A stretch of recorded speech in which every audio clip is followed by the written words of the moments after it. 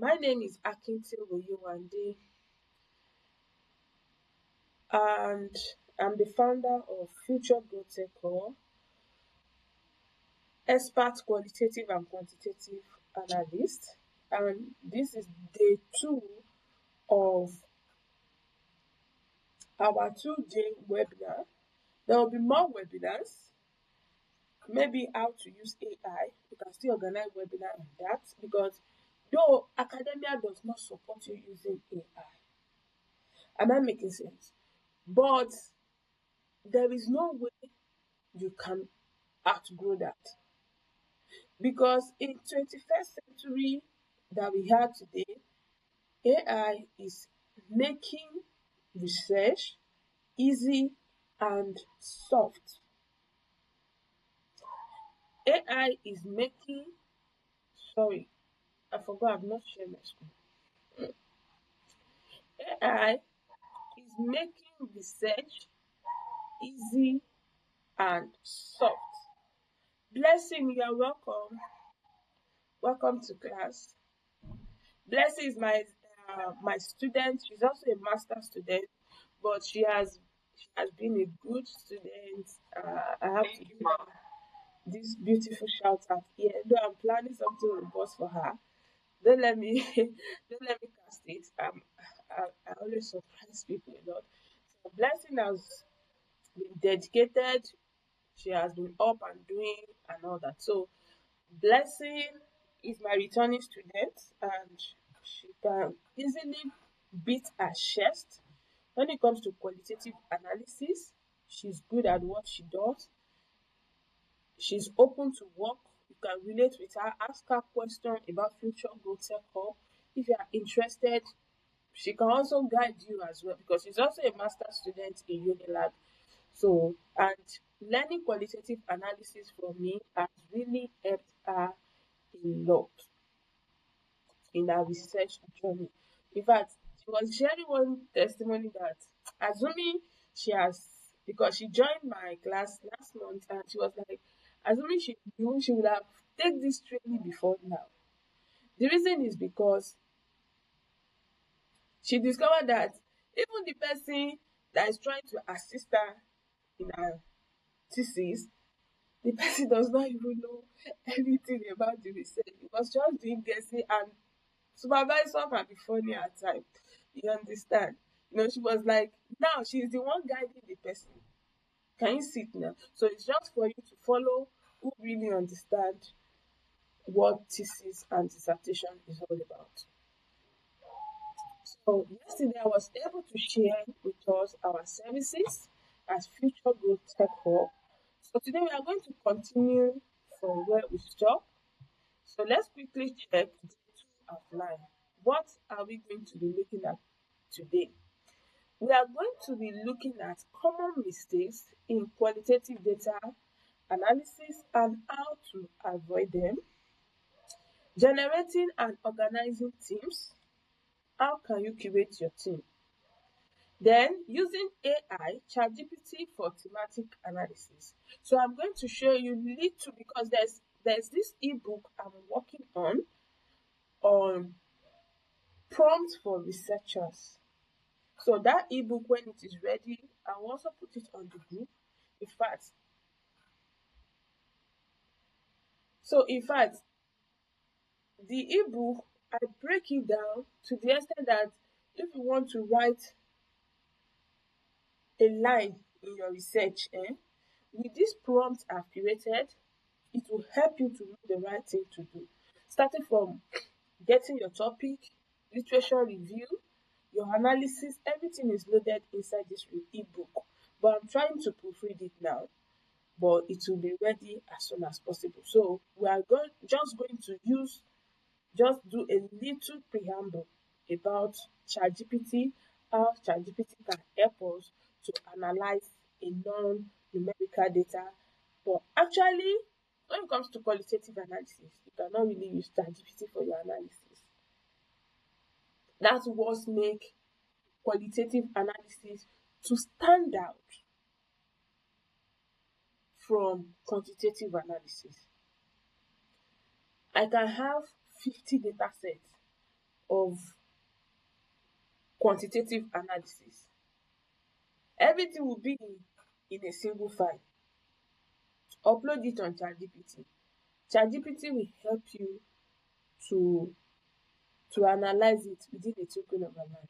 But in terms of quantitative analysis, you can see that before this webinar, I tried to give us a kind of heads up about somebody that reached out to me on LinkedIn. I shared the interview session with you on the group, that this lady reached out to me, and the research she was trying to do was that qualitative analysis and AI. Is it possible for you to use AI to analyze non-numerical data? Am I making sense? So AI can only make your work to be smart. But when it comes to qualitative analysis, you cannot use AI to analyze non-numerical data. Am I making sense? But every other aspect of your research, AI can assist you. But on the other end too, you cannot use AI and transfer everything AI gives to you and send it to your supervisor like that. No. Especially in the advanced country. In fact, I learnt my lesson in a very in a very bad way. In the sense that there's this client that reached out to me on Upwork. I think she was the second client, and I didn't know. It's just that it is when this AI stuff started coming to life. So I just do everything manually, because there's a way we write our detail reports and all that. And I sent it to this lady. She's in America. In fact, this girl sent it back. Come and see the way she was just shouting, and she said, I plagiarized. She said, I use AI. I was like, goodness and mercy. How did she know? And I asked her that, what is the name of the software she used to identify if I use AI or not? So this software, ever since I discovered that that's the software they use in advanced country to detect AI, that's what I normally use. So even though I use AI as an assistant tool, or I use AI to write a particular section in my research, what I usually do, I will use that other software she mentioned to verify if it is showing AI or human writing. Am I making sense? So with that, the result I get on that software will help me know that if it's going to show human writing or AI. So ever since I discovered that, I'll be more careful, because academia does not support the use of AI, but it can assist you. So we are going to be looking at mixed method research. What is mixed method? Why and how? Then we are going to consider the ethical consideration of qualitative analysis, mixed method, then tools for qualitative and quantitative analysis. Then we are going to be talking about how to use APA format. Then we'll call it a day on this 2 days session. Please ensure you are writing some things down, because okay, it's recording after the class, so but it's better you write, because when you write down some things, it stick to your memory faster. Yes, as a trained teacher, we discovered that when you write or pen some things down, it stick to you easily. You hardly forget that. So this is where we are going to be starting today. So before we dive in deeper, do you have any questions from the previous class? If you can see my screen, please let me know. Do you have questions from yesterday class?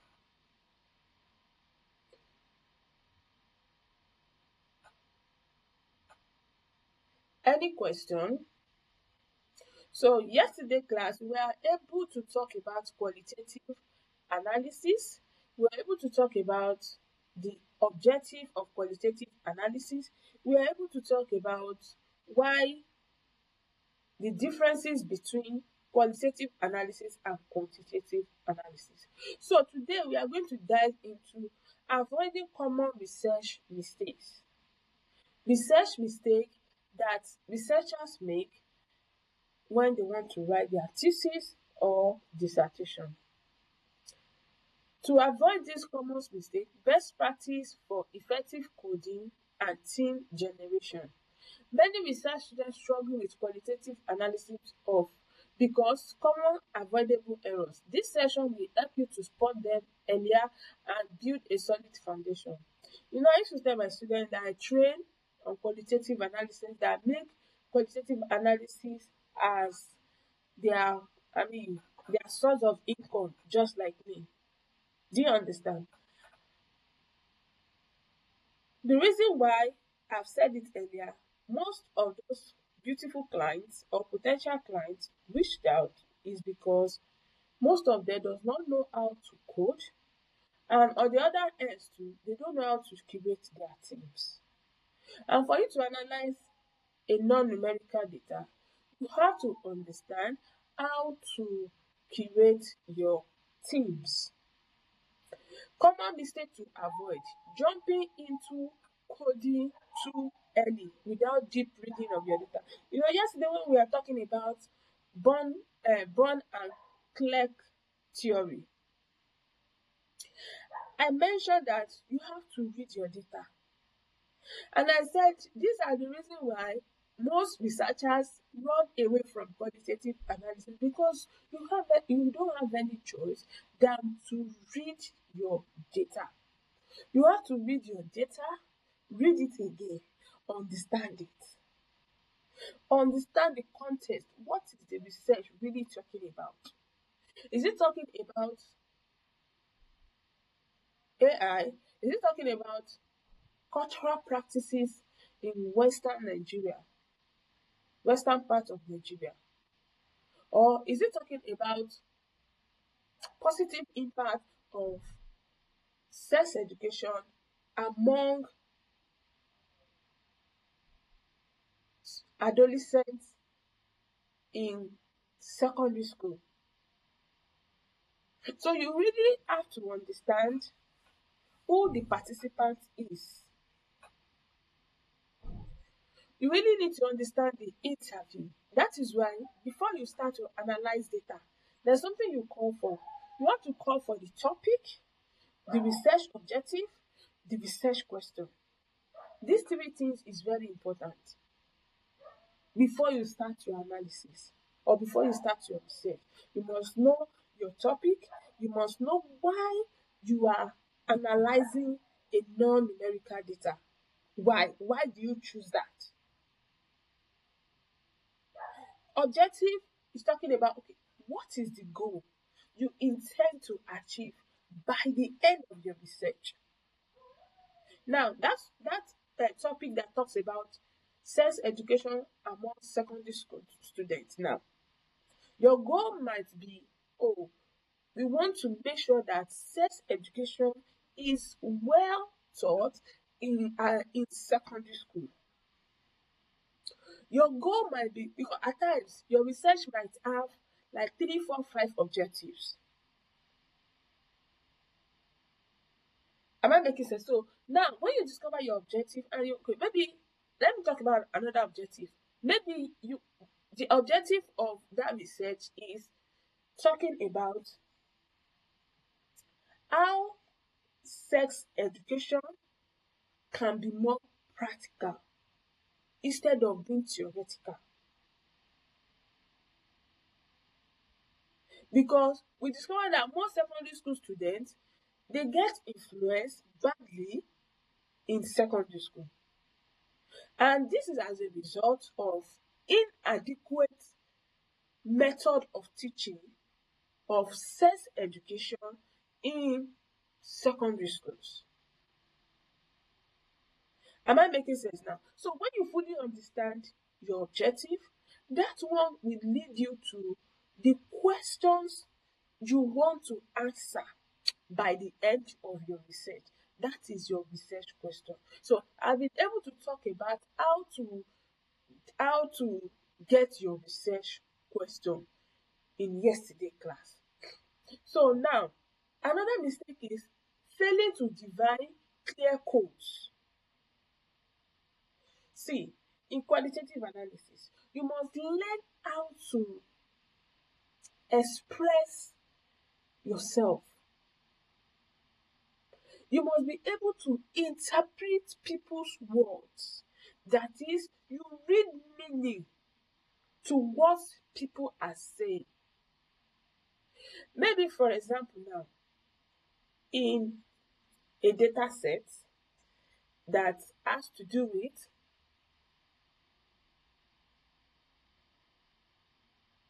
interview between participants and the researcher and secondary school students.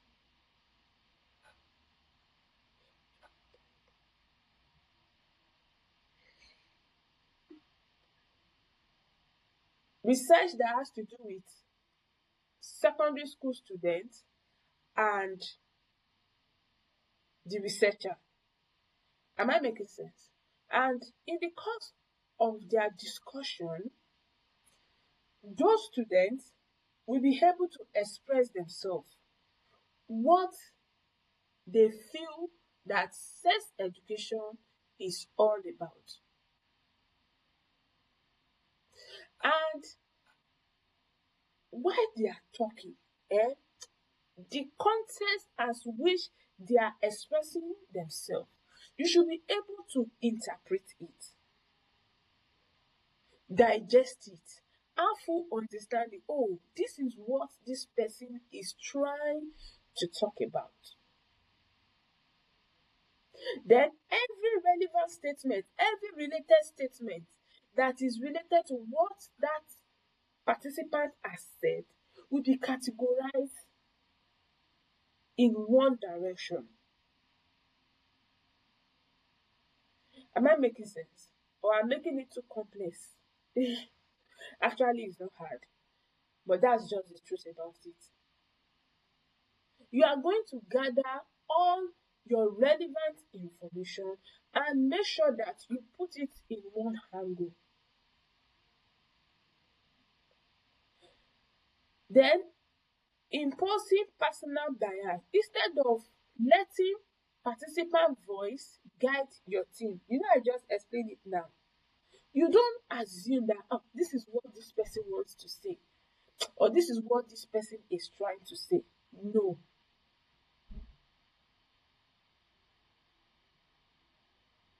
Let me show you. I love to show practical class. And I said it earlier that as future goals, we don't hide informations. So let me just show you a practical example so that you can really understand what I'm trying to say. Though it's a free session, but at least you should be able to say, oh, by the end of this class, you still have valuable things to fall back to.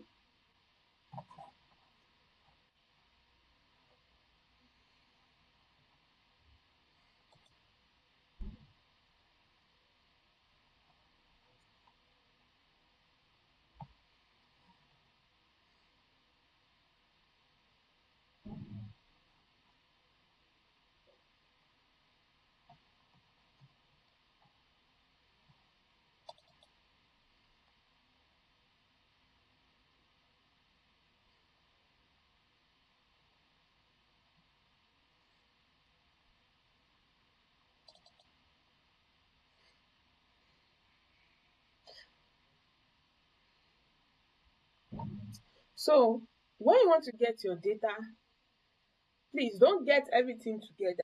You are going to separate it. Do you get my point now? You are going to separate it. You have transcript 1, as you can see now, you can see transcript 1, transcript 2. So it depends on what numbers of participants you are working with. So each participant will have different documents.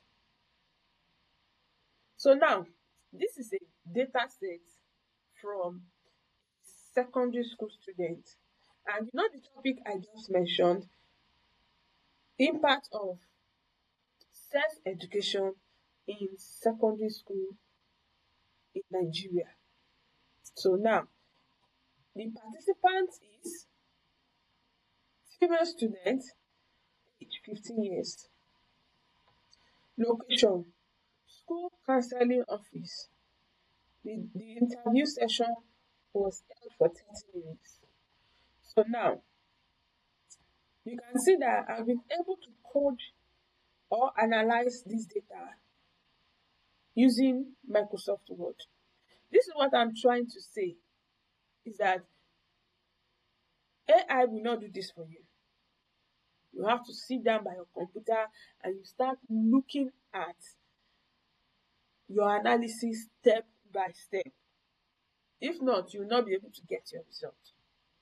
So now, the interviewer asked, "Nice to meet you, Anna. I'd like to talk about sex education in your school. What comes in your mind when you hear sex education?" So she responded, I think of those biology class where they talk about puberty and reproduction. But this is about, we don't really go deep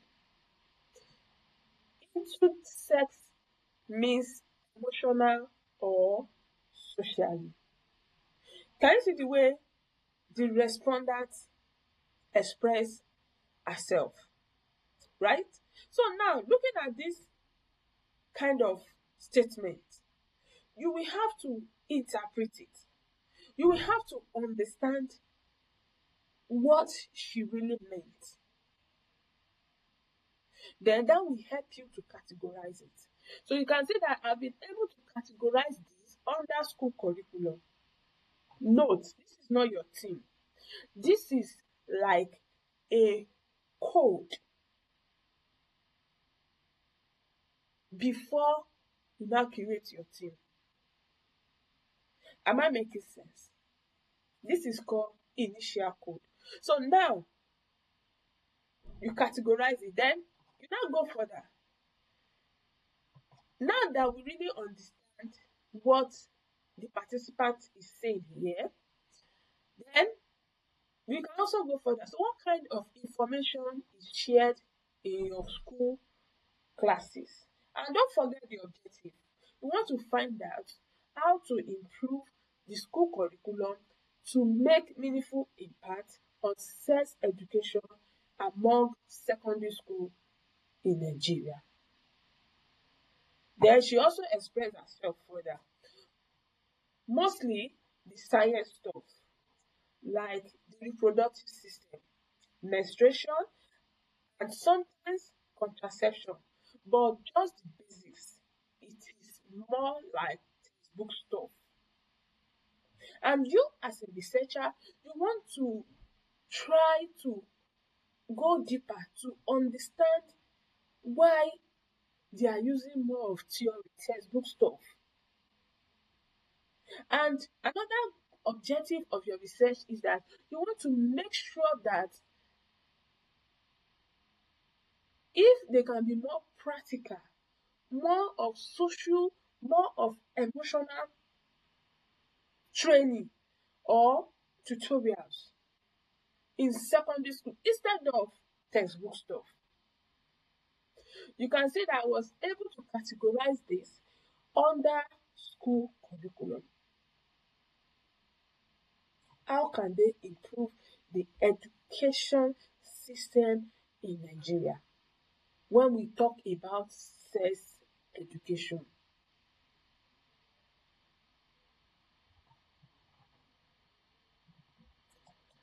Am I making sense? Let's go back to our slide. Any question?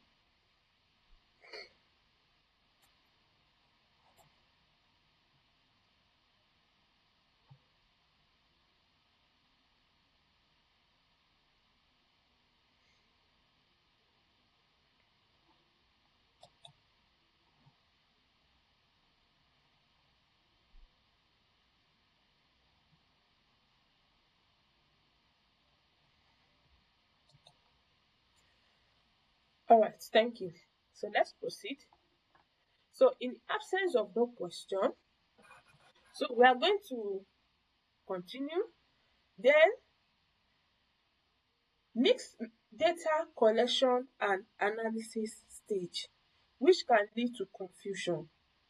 You know, I said it yesterday. I said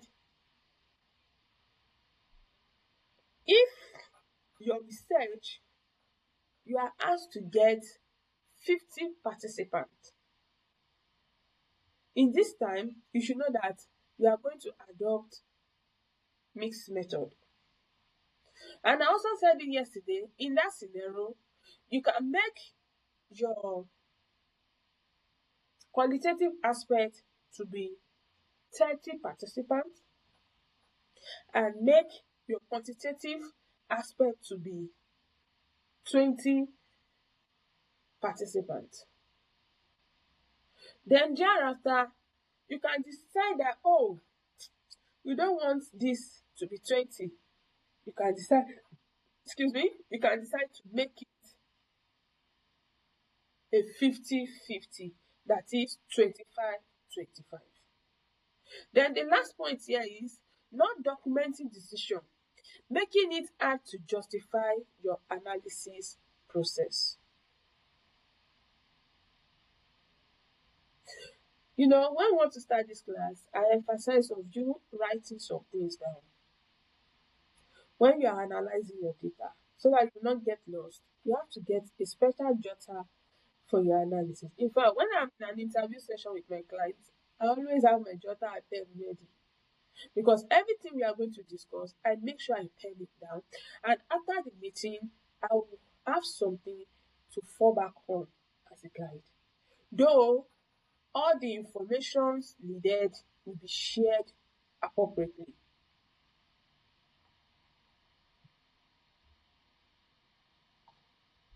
So this takes us to the next slide. Best practice for effective coding team generation. Familiarize yourself thoroughly with your data before coding. I've said this earlier. Develop a clear code book with short labels and brief definition. That is what I just shared with us now. I started with using Microsoft Word. Those comments you are seeing in front are called short labels or initial coding. So when you are done with that segment, then it will be easy for you to group similar code into category before building your final theme. You know, I was labeling it as school curriculum. Am I making sense? School curriculum. There was a section where I talk about, let me show you.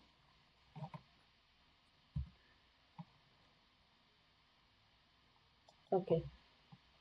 You know, the first one I shared, the first two code I was able to assign to this data was school curriculum. School curriculum, right? Then later, I was able to categorize it under social media. Can you see what I'm trying to say? I was able to categorize another one or another statement under social media. Because what the participant is trying to talk about here, the participant is trying to talk about social media. Can you see? Now look at it. Look at it here. She said, honestly,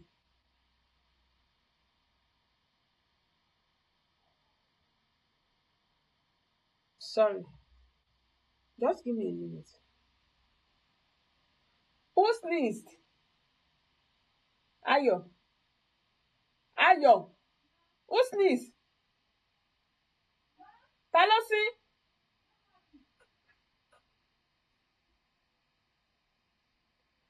Sorry for that. Just quickly checked on my children. So now, as I was saying, I said, look at this statement. She said, honestly, no, I mean, it is important to know the biology. That is the theoretical part. But when it comes to relationships, feeling, peer pressure, we don't get much guidance. And that is why you see that most secondary school students or most, shall I say, most secondary school students get astray. because there is no in-depth knowledge. There is no full understanding of what emotion is all about, because they don't have full understanding what peer pressure is all about. They don't know what feeling is, they don't know what relationship is. If you know very well that it is during those secondary school that they will start having boyfriend, girlfriend, that is when they develop this emotion of a thing subconsciously. Do you understand? So she now went further and said, most of us learn about sex and relationships from TikTok, YouTube, or friends.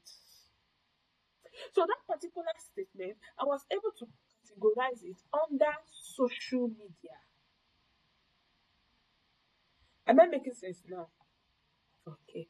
So let's go back to our slide.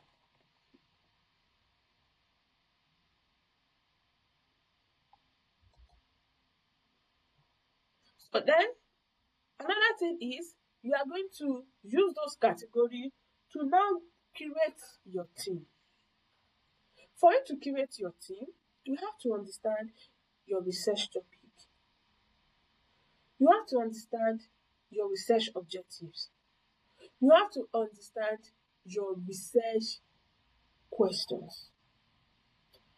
Having full understanding of these three important things, then it will be very easy for you to curate your team around those short phrases I've labeled and categorized.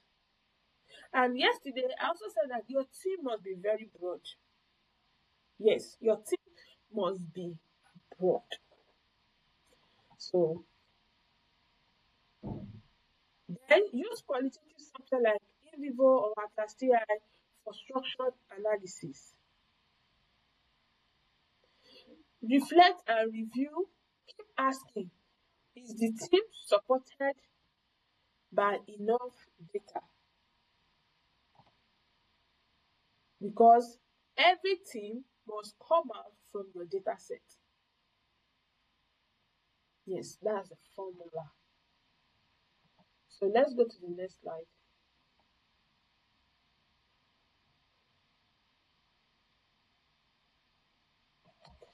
Sampling in qualitative research. Sampling in qualitative research. Can you see my screen, please? Sampling in qualitative research is not about numbers, but about depth. No, we can't see. Oh, sorry. That's my internet. Oh. How long have you not been seeing my screen? Is it just now?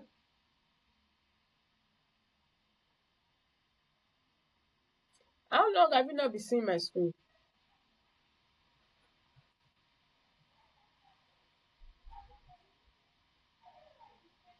And you didn't talk. You're supposed to tell me now. I'm sorry about that. Let me quickly refresh from here. So those data set I was trying to share with you, you didn't see it? Can you see it now?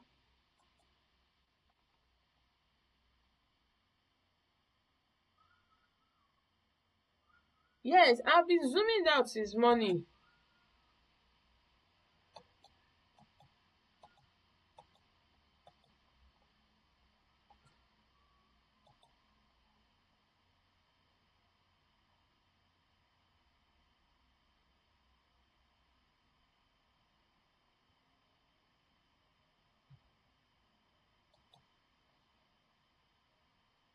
Sorry about that. Let me refresh.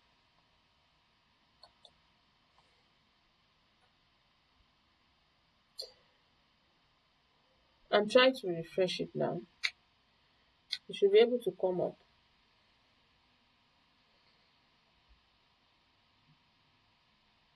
All right, thank you. So, I will be recording for this class. So please try to rewatch the recording full Okay. Yeah. Yeah. It's my internet. Let me join again.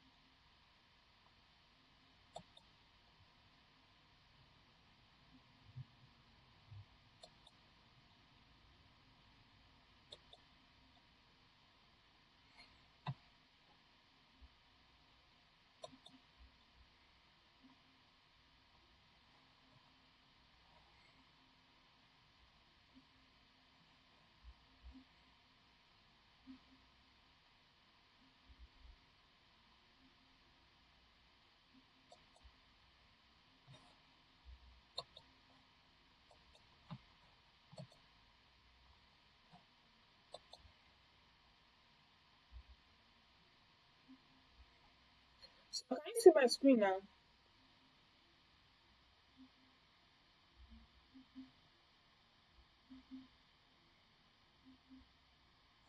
Can you see my screen?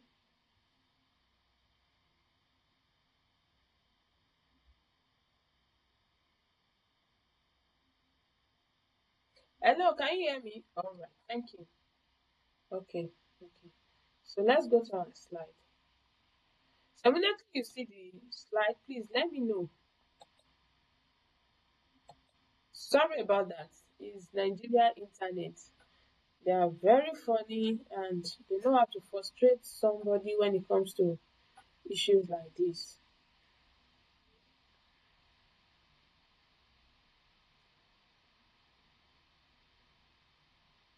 Okay. So, all right, thank you. So, sampling in qualitative research is not about numbers, but about depth. The goal is to select participants or sources that provide rich, relevant insights into your research topic. If you can remember yesterday when I was talking about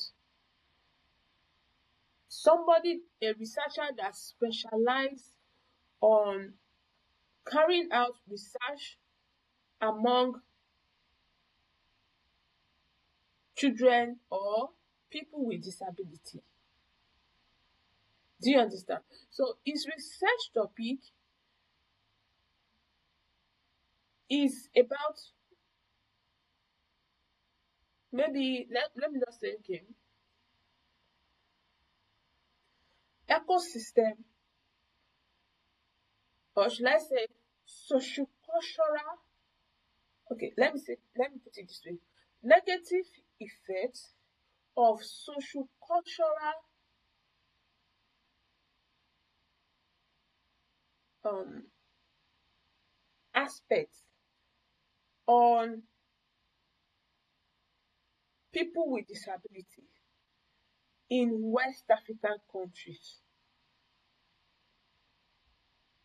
So now, looking at that topic vividly, you should know that people involved should be people with disability because they have the real life experience when it comes to social cultural factor on people with disability. Another beautiful thing is, okay, I want to talk about another topic. Okay, not a topic now. I want to share another example. There was a time on Upwork, a client reached out to me just to make inquiry if I can assist him to get data. And the data I'm to get is about parents. How are parents surviving or coping with children with autism? So I was asked to look for parents that has children who has autism. And things like that, parents are not always happy to share their experience. So it makes it difficult for us to get data sets from those parents. In fact, we have to start paying some people to get the data for us. You have to pay the parents before they will come out to share their personal experience about their children that has autism.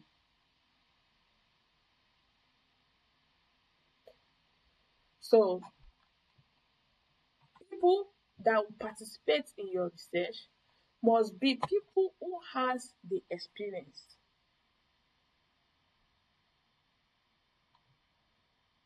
So now this takes us to the next slide. Common sampling strategies in qualitative analysis. Purposive sampling. Choosing participants who have specific knowledge or experience. I said it earlier. When to use. When your study focus on defined group or issue.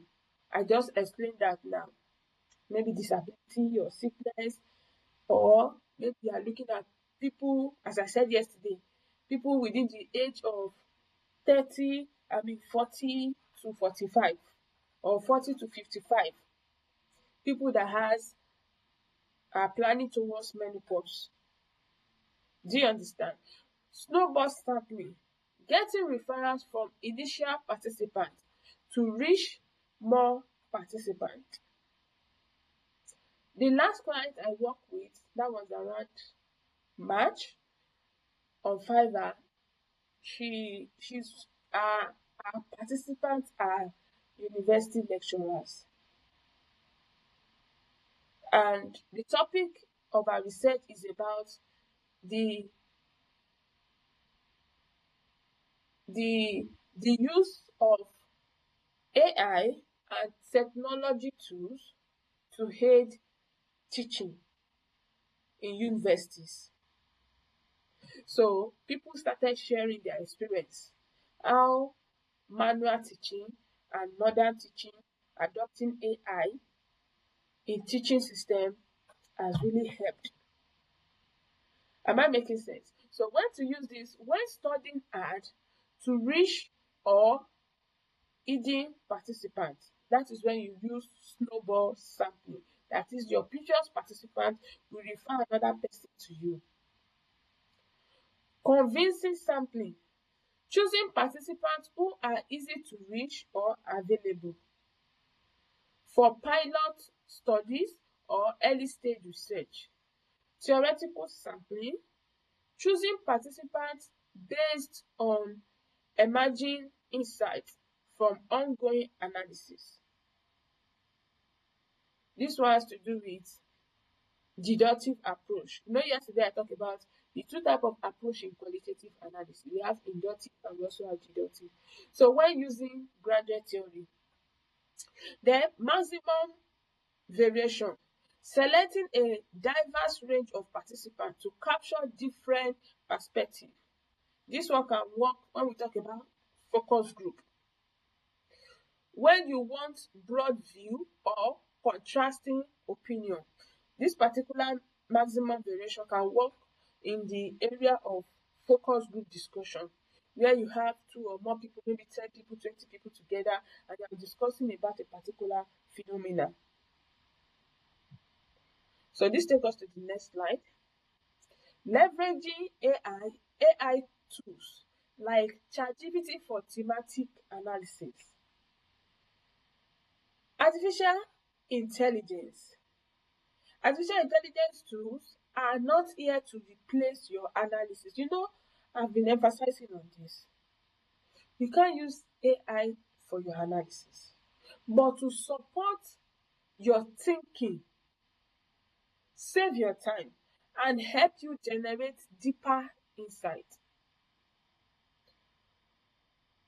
One such tool is called one of such tools is called ChatGPT. We have other softwares that can help you. We have actually the most acceptable AI tool. Should I say AI now? Is Grammarly when it comes to academia, but it's still seen as AI now, AI assistant, which can assist throughout your qualitative analysis journey. Use ChatGPT to generate initial code ideas. Refine themes using AI. Humanize the language in your report. Use AI to check consistency. Caution, you are still the analyst.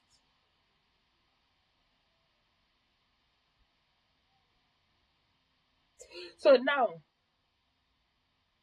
as I've said, that I have gathered some prompts that will help you with your research journey. So this prompt is basically for researchers using AI, and you don't copy and paste. In fact, you don't depend all the research life on AI. No. All you need to do is to assist you where there are difficulties. Maybe for instance now, your literature review. You have gathered a lot of um, journals, detailed reports related to your research topic. Do you understand? It can be so overwhelming. Maybe you have like 20 journals that you have gathered. Before you start reading all those 20 journals and pick out some points there. To make your work easier, ChatGPT can help you read through all those journals and draft out theories that is related to your research within a twinkling of an eye. Can you see that it saves your time like that?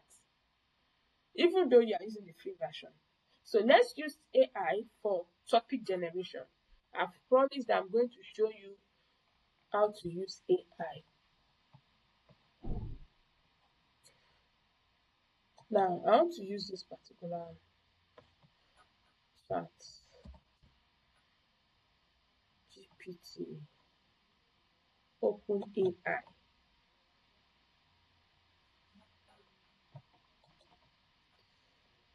So when you want to start, what I used to tell my students is that you don't just use ChatGPT anyhow, it will not answer you. All you need to do is just extend the kind of greetings. Hello, how are you doing today? Hello.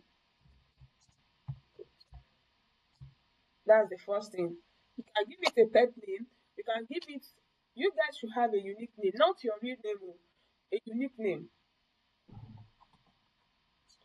I'm not ready to sign you now.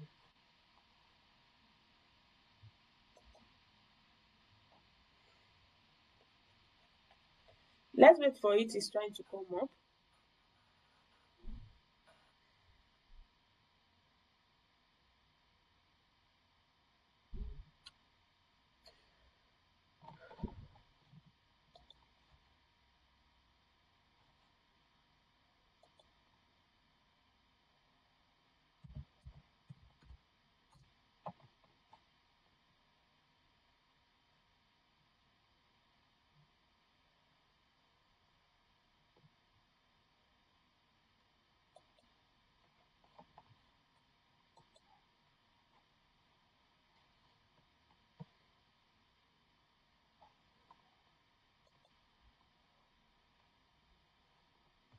Don't like this five version of the thing.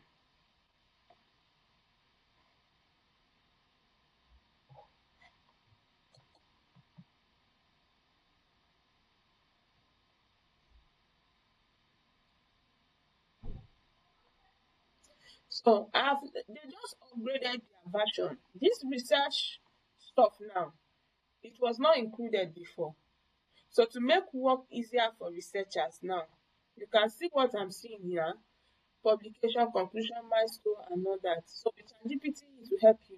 But what I really want to do is to make sure that we try talk to ChatGPT to help us generate a a topic that can be used for a researchable topic. Thereafter, so that prompt I told you about, then let me try Google Chrome. I don't want to use my personal um boat. I don't know, the thing is just hanging these days. I don't understand.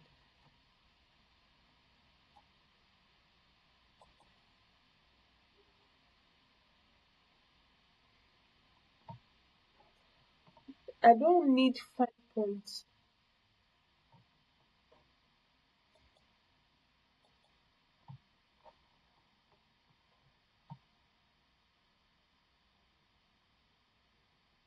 Let's try it if it's going to work here.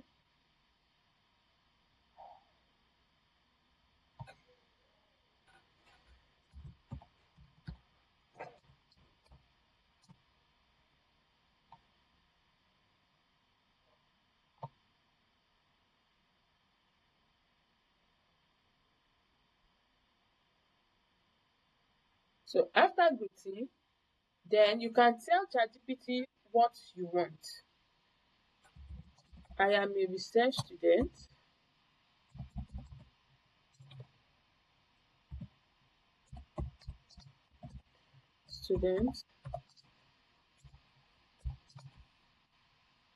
in a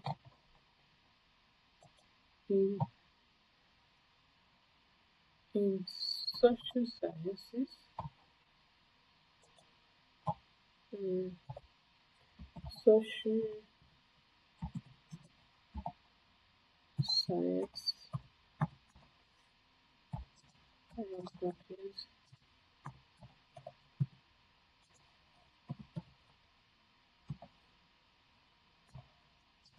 I don't know the right topic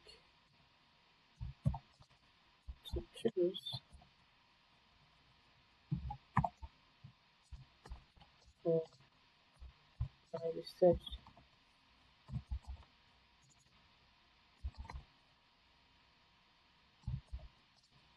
Can you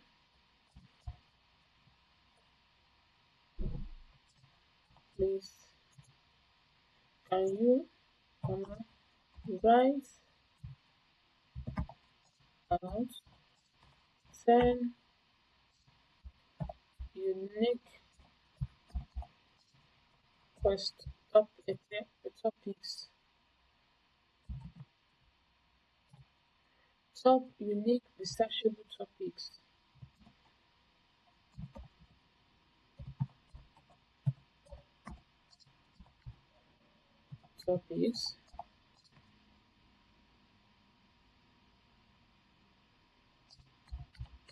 for my research. Then you send.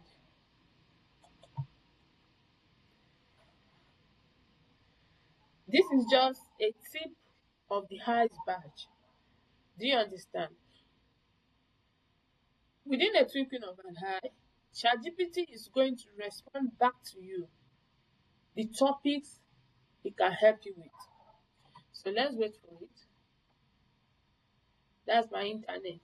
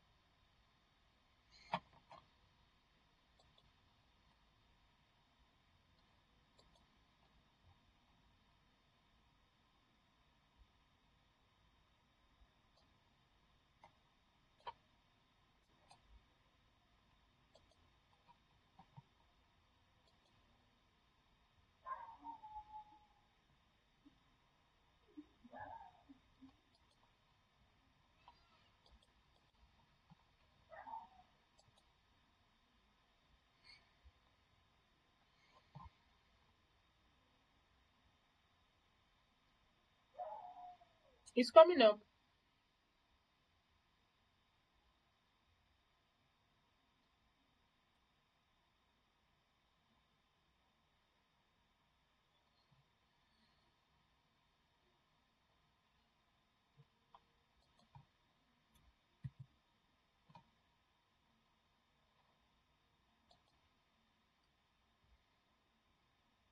Okay.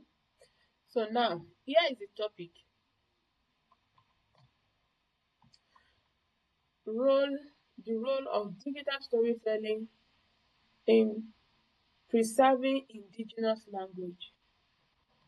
Examine how online narratives and social media content help monitoring language alive.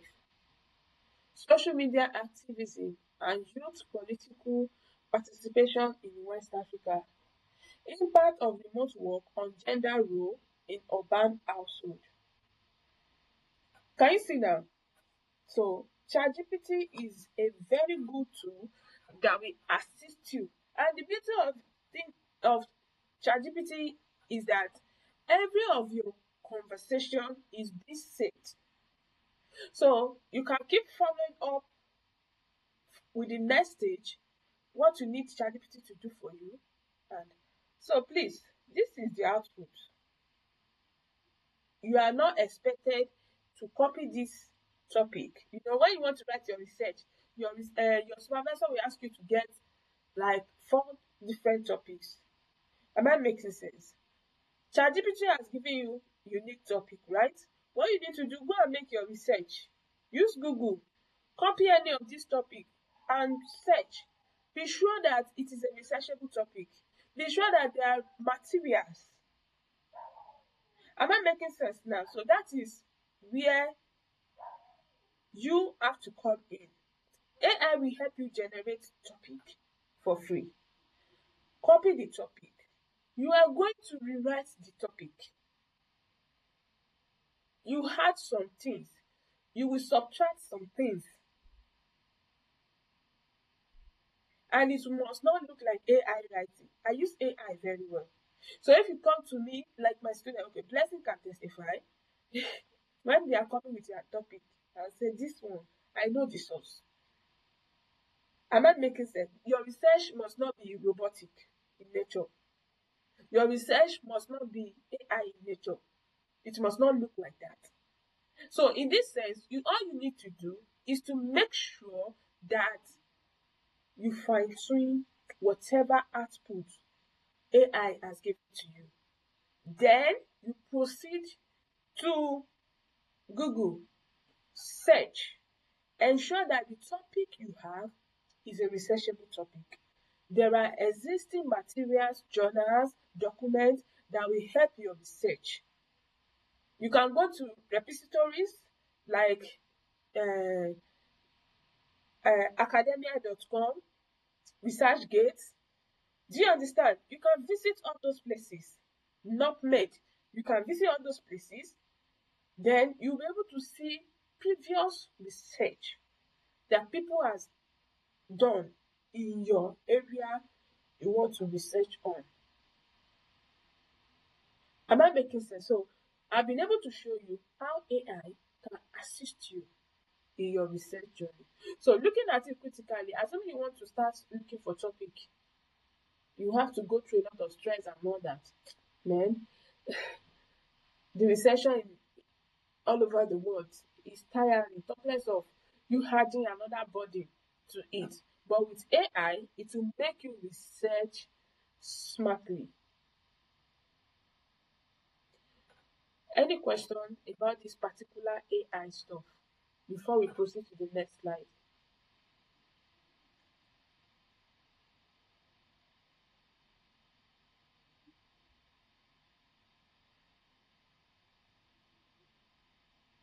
Any question? If you really understand to this point, let me know before we proceed.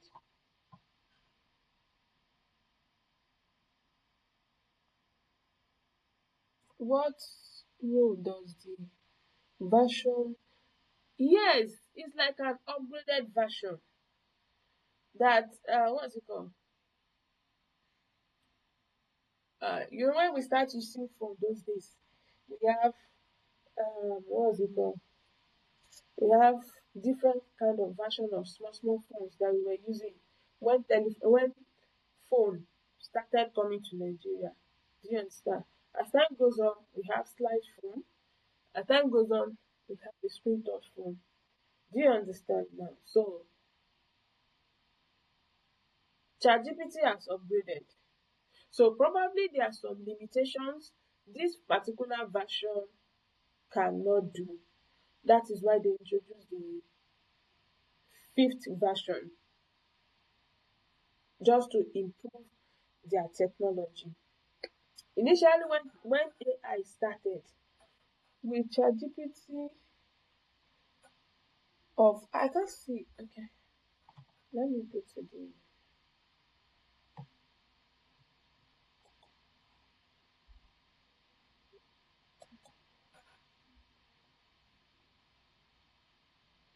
okay. What role does version of okay? That was what I was trying to explain. I said I said the new version is like upgrading. Initially, when they start ChatGPT, ChatGPT is strictly for educational, business, career stuff. But now, ChatGPT can serve as emotional intelligence. Do you understand? It can help you. You can talk to ChatGPT as if you are talking to your friend. It can be your coach. It can be your like this your research now. You can tell ChatGPT that I want you to be my supervisor. Act like you are my supervisor with over 3 years or over 5 years or 10 years experience in academia. You have to be strict. Just tell it what you want, or maybe you can just describe your you can describe your what's it called? Your supervisor to AI. Am I making sense? And then it will help you. Do you understand? So maybe there are some things missing before initially ChatGPT you cannot upload picture. Now ChatGPT can design flyer for you. Like that my previous flyer I was using on the group, it was ChatGPT that designed it for me. You just want to tell ChatGPT this is what you want. Do you understand? Now you can use your voice to express yourself. Just like the way you are recording on your WhatsApp. You want to send a voice note to somebody, you can do the same thing with ChatGPT. So as they upgrade itself, they upgrade it day in, day out for new features. With ChatGPT of the lesser version gives you the same output. Actually, I've not tried the new version. They just upgraded it this week. The previous week we finished. So, irrespective, maybe it is the new version or the old version, you still get. And in fact, so far with everything I've been able to do, I've been using the free version. Though the paid version, hey, that one, from the gist I've heard about the paid version, that one is top notch. You can go extra mile. In fact, from what I just discovered, ChatGPT can help you design a website from scratch to finish. I'm telling you, from scratch to finish to design a website. And for the people in the quantitative aspect of data analysis in academia, ChatGPT is making their life easier. Most of them, they will just upload their data. Do you understand? And before you know it, they have their results. But in qualitative aspects, you cannot do that. That's what makes qualitative to stand out. And it's a global service. And it cannot be outdated. Now, the recent research has shown that for you to become a data analyst now, you have to know machine learning. Yes, before a company can hire you, is now part of the requirement for data analysis because the companies they knew that AI is doing majority of their work. So now for you now to come to their company to work for them, then you have to understand more sophisticated or advanced tools in data analysis. Am I making sense now? So that is about the AI aspect. So before the week runs out, I'll be able to launch and put the book on the group. If anybody is interested, you can just purchase the ebook. It's just going for 10,000 naira. Just purchase it. It will help you to write your research from start to finish. Then we also have premium package. We also have the one-on-one session whereby I'm going to train you on how to use ChatGPT from beginning to the end. Any other question on AI, please?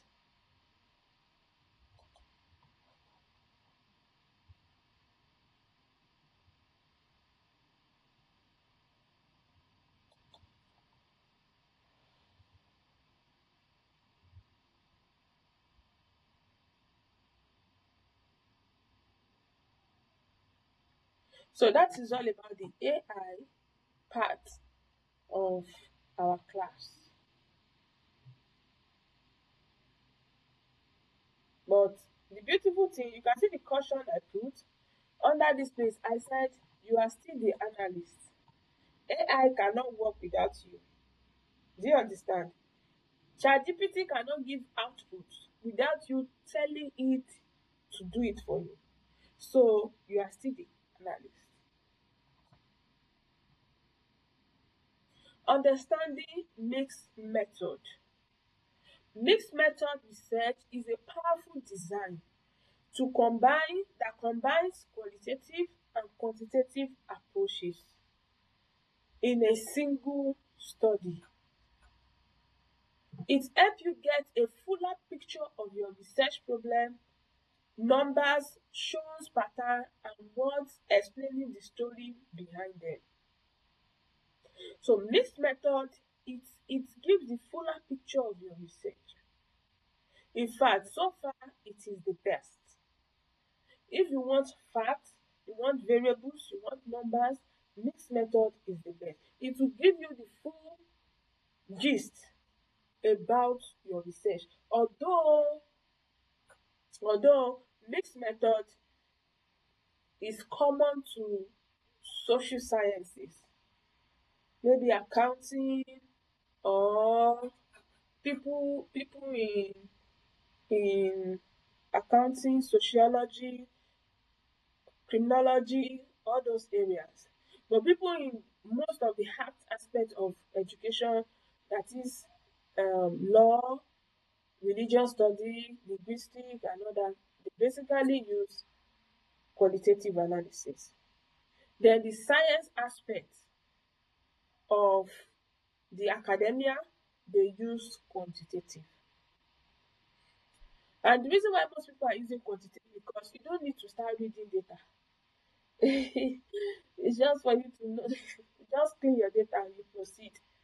But in qualitative, after getting your interview, you have to transcribe your data, convert audio to text. After converting audio to text, you have to transcribe it. I mean, you have to proofread it. After proofreading it, then you can now say you want to start your analysis.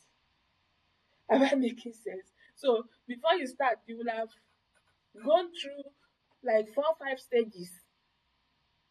And in a situation whereby you're working with maybe 30 participants or 15 participants, you should know that is a whole lot of work. But it's always fun for people that loves to read. Importance of mixed method research. Complementary strengths. By combining quantitative and qualitative research methods, mixed research can capitalize on the complementary strengths of each other. Triangulation. Yes. Mixed method is also known as triangulation. Mixed method research also allows for triangulations, which is the use of multiple sources of data to confirm or refute research findings. By using several data sources, you can increase the validity and reliability of your results. Flexibility. Mixed method research is more flexible than using a single method of research. You can adapt your approach to fit the need of the research question, data, and the data collected. For example, if the data collected using quantitative method are not providing enough information, you can use qualitative method to provide more context and detail. Conceptualize online survey metrics. Mixed methods, mixed method market research can only involve using qualitative data to interpret and contextualize the results of quantitative analysis. Better reach. Combining different data collection methods help you to reach wider audience. Not every what's there? Sorry. Maybe ever has access to, not everybody has access to internet. So some may prefer to communicate via telephone or in person. So qualitative and quantitative method, it's not everybody that have access to survey that will sit down and start filling survey. Some will prefer you going to them one-on-one to express themselves.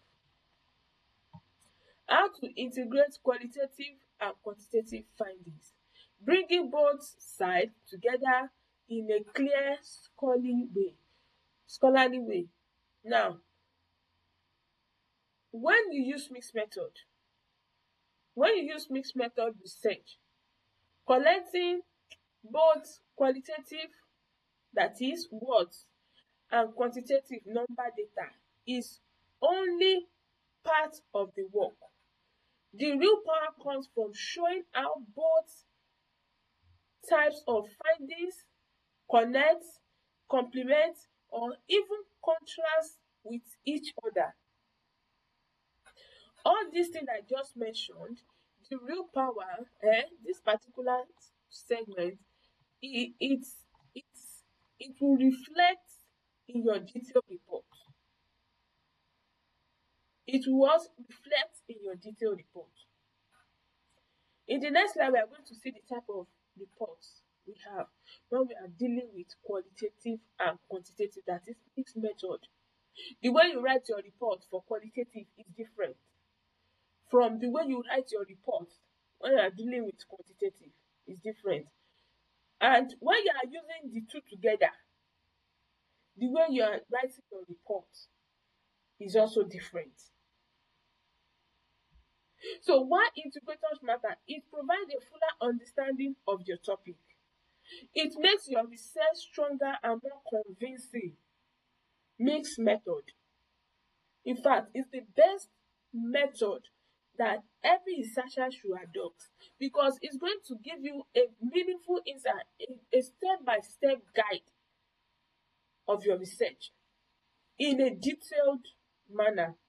It allows your reader to see how different data types support and conclusion. So let's go to the next slide. Simple ways to integrate your findings. Use a side-by-side comparison. You know, I said that the way you write your detailed report here differs. So now, this is the first one.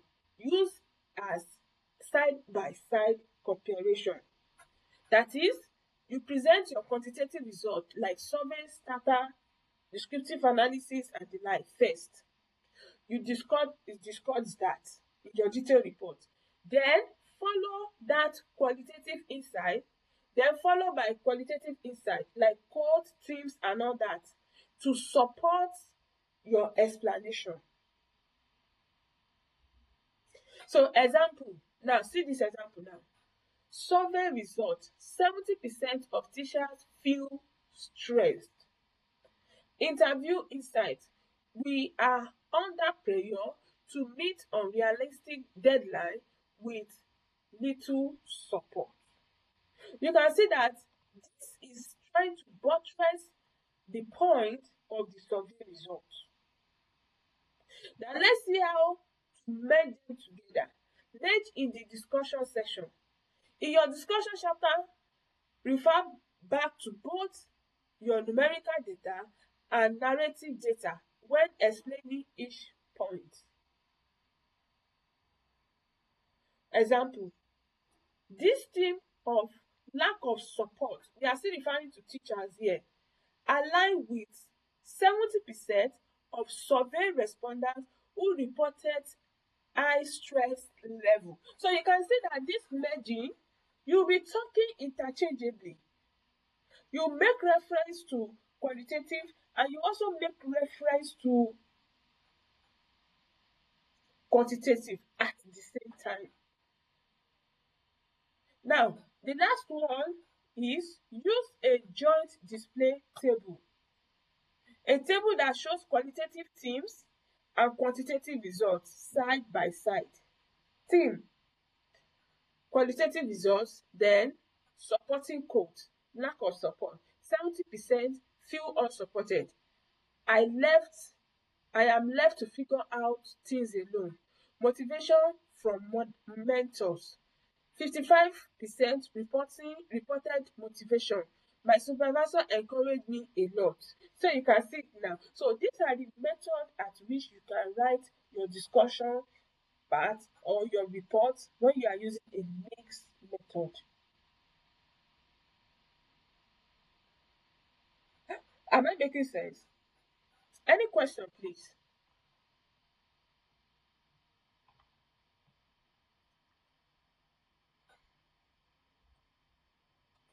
So the four methods or the four ways to integrate, yes. Okay, thank you so much. So now, this is the fourth point. We have number one. All right. So number one, I'm trying to go back. Number one, we use it side by side in mixed method. We use both qualitative and quantitative side by side. Number two, you mark them together. Number three, you use a joint display table. But the ones I've seen so far, it is number one. But I'm not recommending number one for you. Do you understand? So let's do the fourth one. Wave finding together thematically.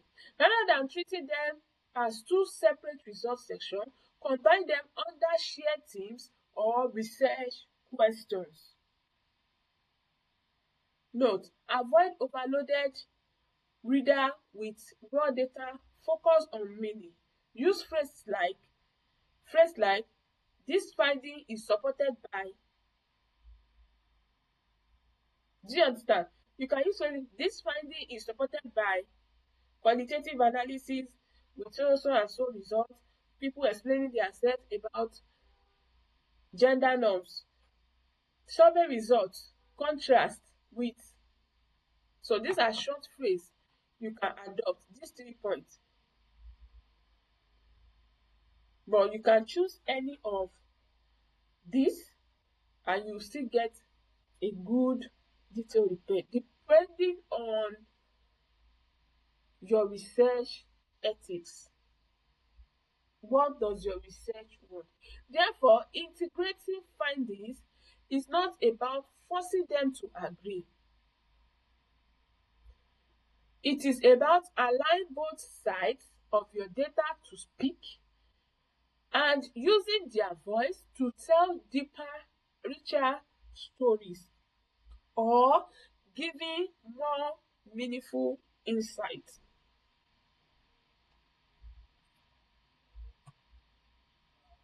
Key ethical consideration in qualitative and mixed method. When you are collecting, analyzing and combining data from real people, ethics matter deeply. You know, I make mention of it earlier.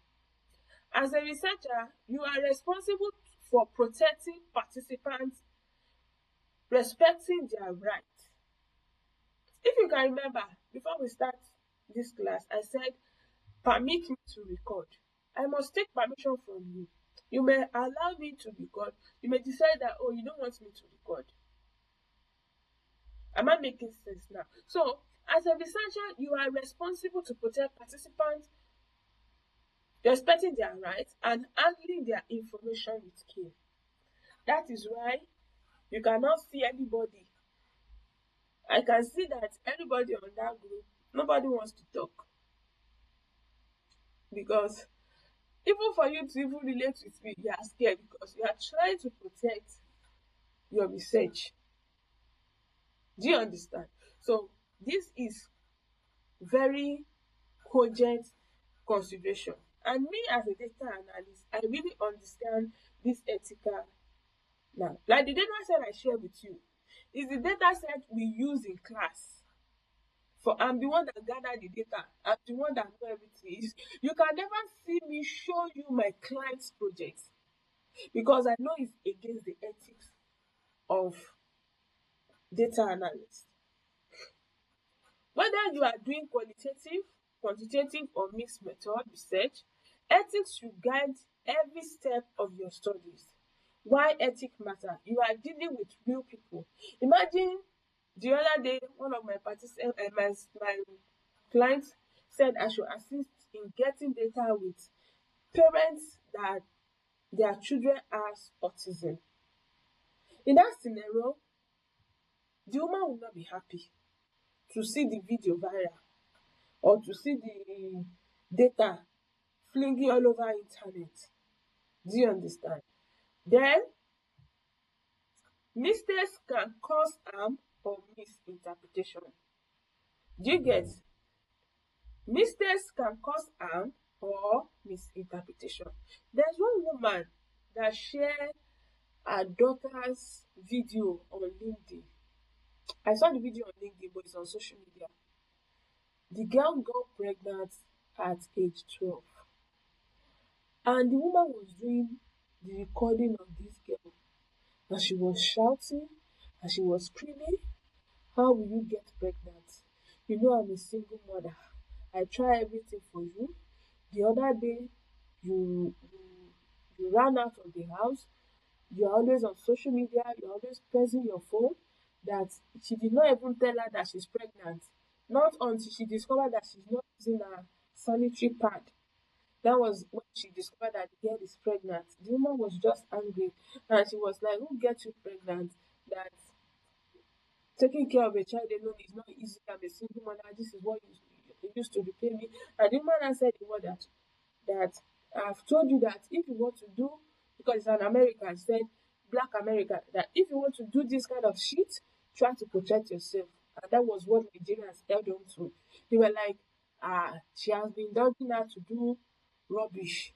Meanwhile, that is part of sex education.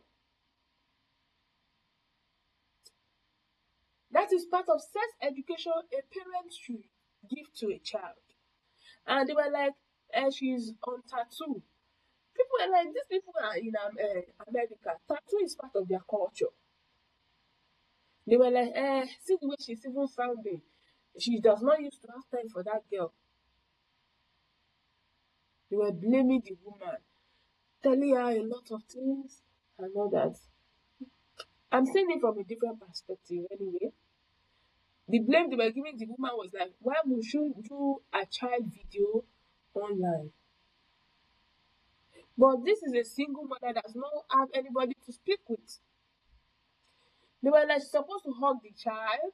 And all. I was like, well, training a child depends on God. I've seen parents that have time for their children, do everything to make their children comfortable, and these children still go and live the life they want. In fact, the most dangerous part of every child is adolescent. You have to be there for your children so that they will not go astray. They keep blaming this woman, pointing finger at her. Well, me, I don't impose blame at all. I don't impose blame on people around me. But one thing I see in that video is that she's supposed not to show it online, because tomorrow if the girl come across it, she may not like it. But nevertheless, I didn't see the mother to her fault, because the woman has tried to educate her about sex. She should try to prevent herself from going there. And if peradventure she find herself there, she should try to protect herself. Am I making sense now? So, confidentiality of research or participants' information is very essential. And that is why when we are writing our report, we don't use to include participant name. We don't include participant name. You can just say maybe participant one or participant two. Do you understand? So that we won't know the actual people talking. And if peradventure you want to quote somebody, maybe existing book or existing journal or research document, you have to cite, quote, and make sure you show that this person is the owner of this material. Ethical lapses can lead to your work being discredited or rejected. So make sure that even though you want to use anybody's name or voice or anything, you cite the person. Core ethical principle: informed consent. Always get clear permission from participants. I've said this earlier. Before collecting data, let them know what the study is about, how data will be used, and that they can withdraw anytime. Like one interview, because LinkedIn has been my favorite app. There's one interview I watched on LinkedIn, and it was about Dangote and one researcher. This lady came from, I think, Australia or America to Nigeria to interview Dangote. So you must seek their consent. If they agree, you can go ahead with your research. Start asking questions. Confidentiality and anonymity. I've said it earlier. Never reveal names, addresses, or identifiable details. I said it. Use fake name or code instead. Store data safely, passwords, encryptions, etc. Can you see? I said you don't use to. When you want to quote, you if you want to quote, please use their corporate name and all that. But in your thematic analysis or your coding, you cannot cite. You can just say participant one, participant two, just for confidentiality purpose. Do no harm. Avoid any emotional, social, or physical harm. Be sensitive to vulnerable participants, children, trauma, survivor, etc. Respect for participant voice. Present their words honestly and in context. Don't twist quotes, fit your arguments.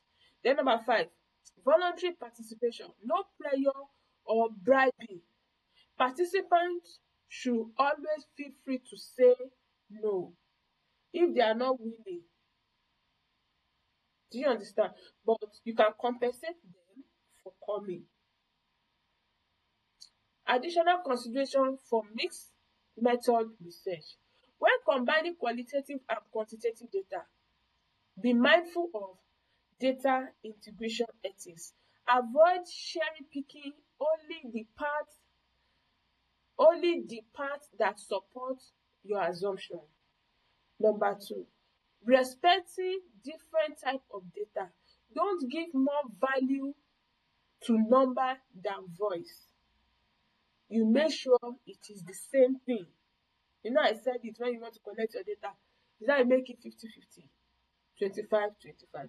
Equal privacy protection. Protect survey responses and interview data deserve the same level of care. Good practices. Always use consent form, writing or verbal. before you get people's information.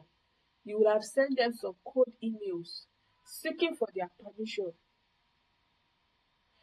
Don't go and use random people, because if you use random people, you will not be able to get your facts, especially in qualitative analysis. There's no way you can pretend to be somebody you are not. Imagine a topic that is related to single mother in Africa or across the world. You should know that your participant should be single parents.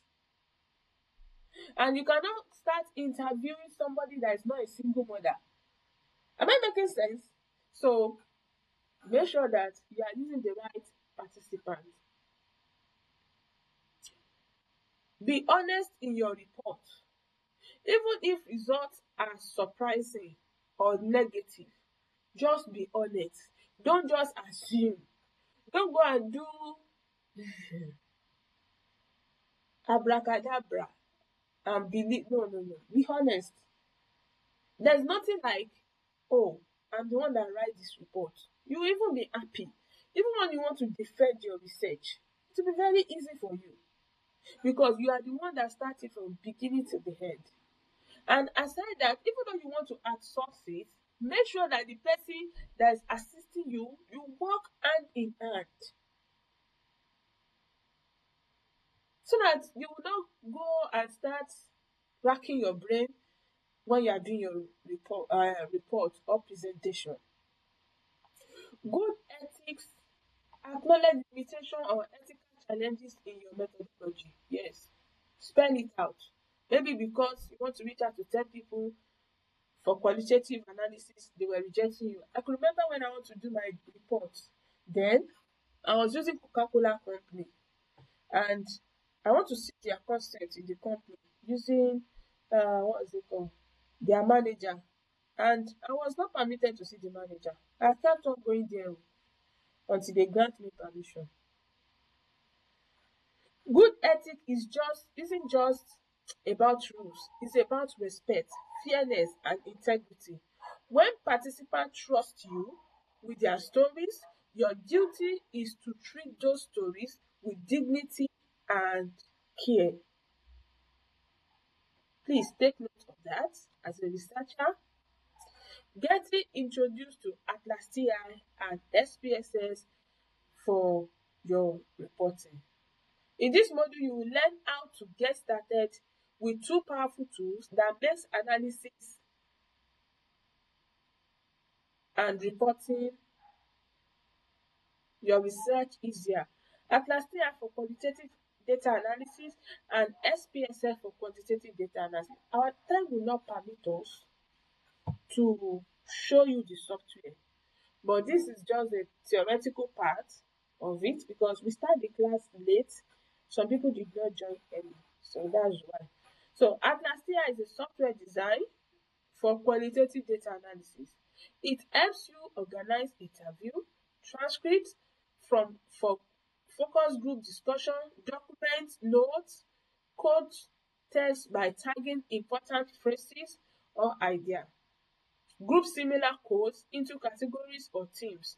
Create visual networks to show how your findings connect. Export reports for your thesis or research paper. Use it when you are working with open-ended questions, interview, focus group, and document. What you can do with Atlas.ti. Atlas.ti is the software you will use to analyze your data. Depending on your research, we have eVivo, I think I mentioned the 5 types of software we normally use for qualitative. I also mentioned the other software we use for quantitative as well. So in case of mixed method, you are going to analyze your non-numerical data using your preferred or what your school required software for your qualitative analysis.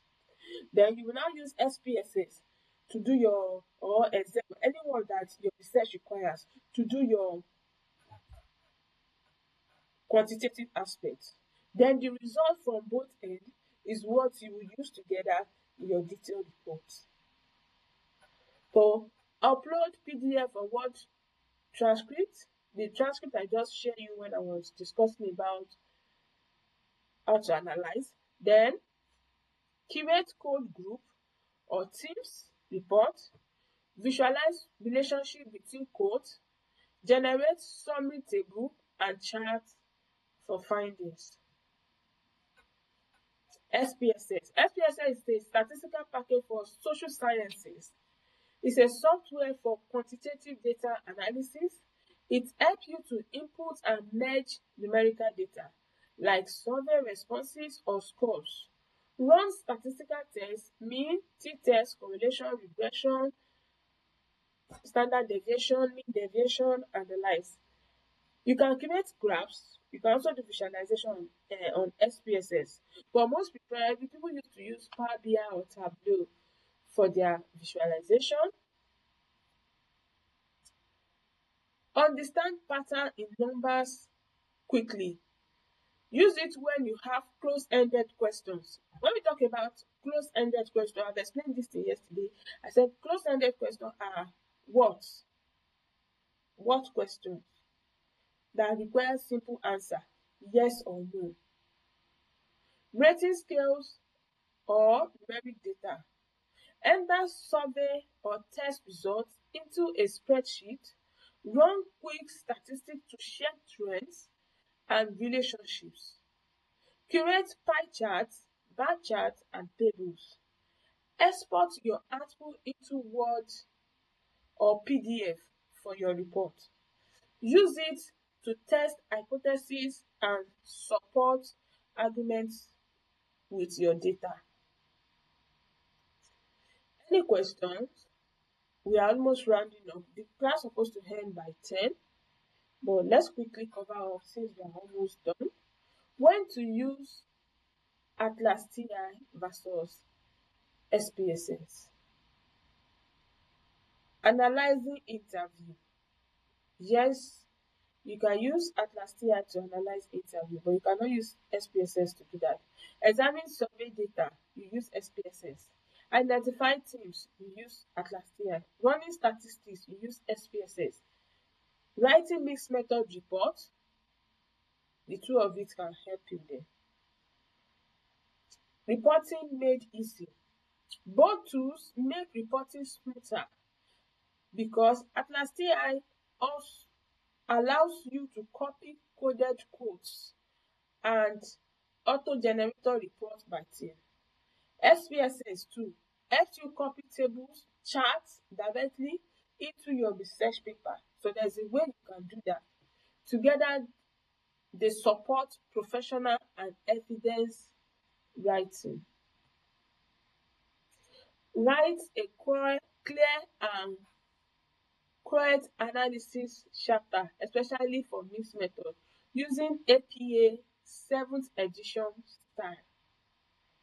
I think this is what is being acceptable for research students. Your analysis chapter is where you show what your data means. For mixed method research, this involves combining qualitative themes with quantitative findings in a clear, logical way. This module guides you step by step to structure this chapter effectively using APA 7th edition formatting. What goes into analysis chapter when you are using your mixed method? Number one, whether you are using qualitative, quantitative, or mixed method, the analysis chapter should present, number one, present findings in a logical order. You don't mix them together. There's hierarchy you have to follow. There's outline you have to follow. Use subheadings for clarity. Show evidence from data, codes, table, graph. Explain what the data means without repeating the discussion chapter. For mixed method research, mixed method requires integrating both types of data. This can be done in one of two ways. Sequential design. Present one data set first, qualitative, then follow the other, quantitative. Convergent design.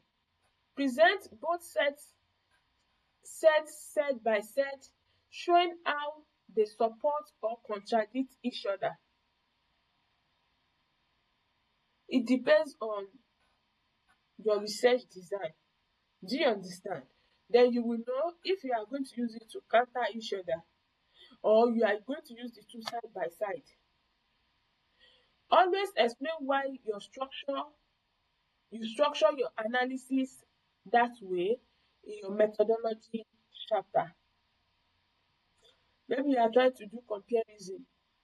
Do you understand? Maybe your research is trying to compare gender, male or female. Like one of my students that is writing an ebook on gender equality.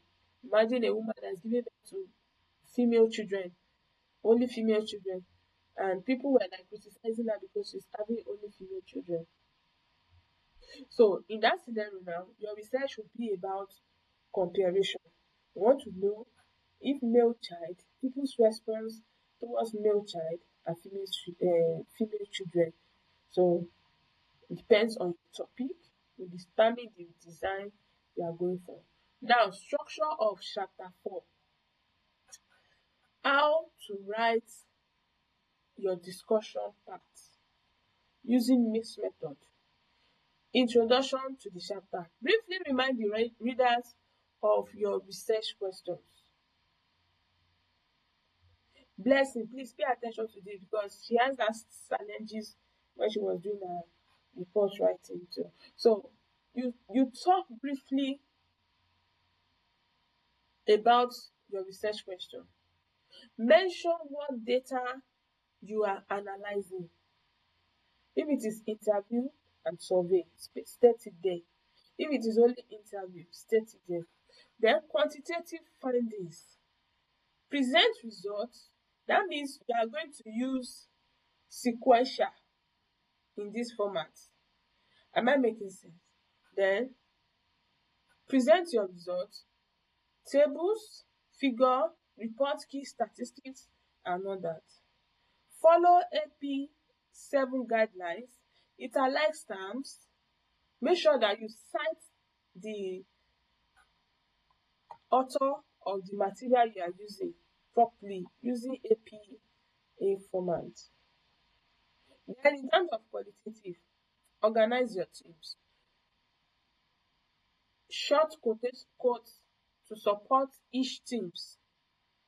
Not that you start writing your quotations at once. No, you must break it down.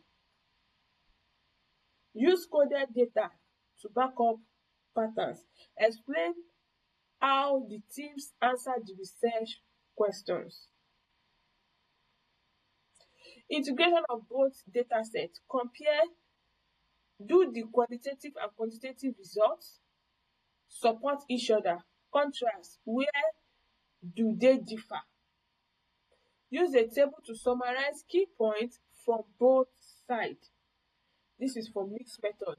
Be clear and neutral. Don't favor one over the other. That is why we are researchers. So this is APA 7th edition style tips. Below are the steps by step on APA format. Assuming our time really permits, I will have practiced this APA format.